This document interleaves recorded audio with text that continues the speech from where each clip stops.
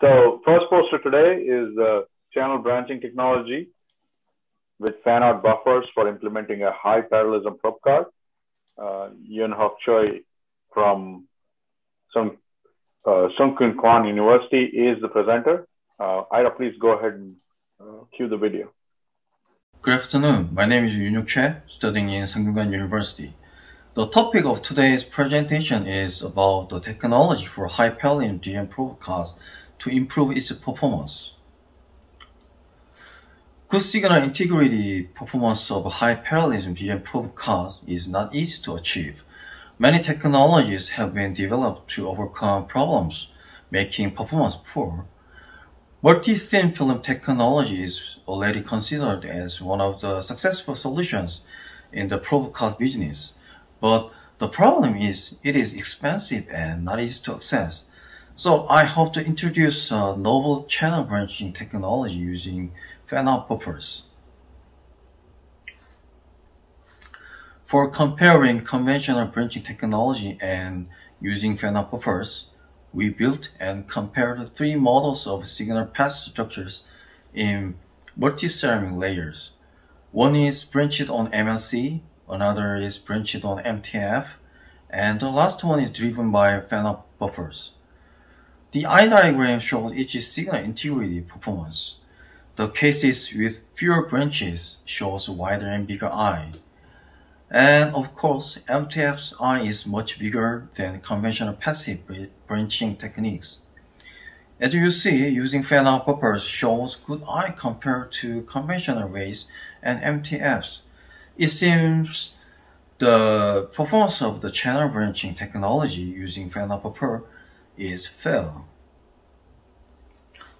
Let's think why using fan-out buffers shows good performance compared to others. Impedance discontinuities and complex skews become reasons for poor signal integrity performance, and many of them are caused by branches in signal path.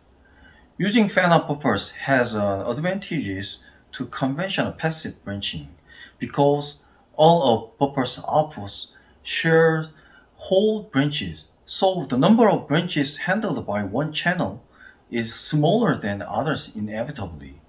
This is the main reason why fan-out buffers can make good signal integrity performance.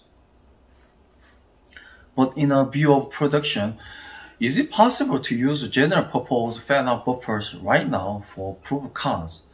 For evaluating, we choose 4 kinds of fan-out buffers found in current market, having same number of output and similar operation frequency.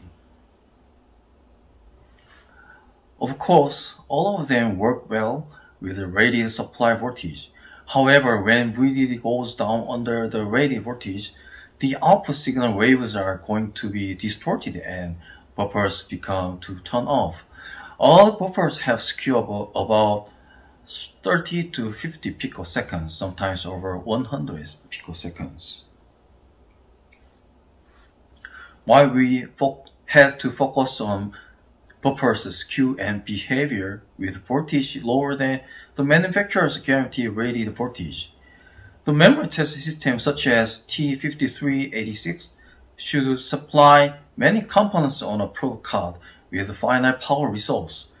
If the number of parallelism is going high, the restriction of power consumption per component becomes much stricter. So before applying current buffers on high parallelism probe cards, we should know how it works with low supply voltage. And the tester cannot afford high skew. Recent probe cards are requested lower skew under about 300 picoseconds. Unfortunately, the current off-the-shelf fan-out buffers seemed not to be suitable for probe cards as a result of the measurement. So it is necessary to design new dedicated fan-out buffers for probe cards. The channel branching technology with fan-out buffers shows it could be another good solution for a high parallelism DRAM probe card. However, we found the necessity of dedicated fan-out buffers for probe cards after measuring buffers in current market. We are now studying and designing a dedicated fan-out buffers for high parallelism DRAM proof of cards with features and abilities of working at low voltage and controlling skews. Thank you for the opportunity of this presentation. Question for Yun-Hyok.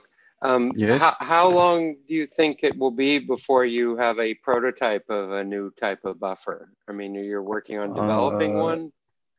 We are trying to find the ways adding logics for calibrating buffers output before the testing. I think in a month or 2 months, we can design the schematic of the buffers. I think we look forward to seeing your research progress. I mean, it's definitely something that's needed. So I think we look forward to seeing it progress. Thank you, Aya.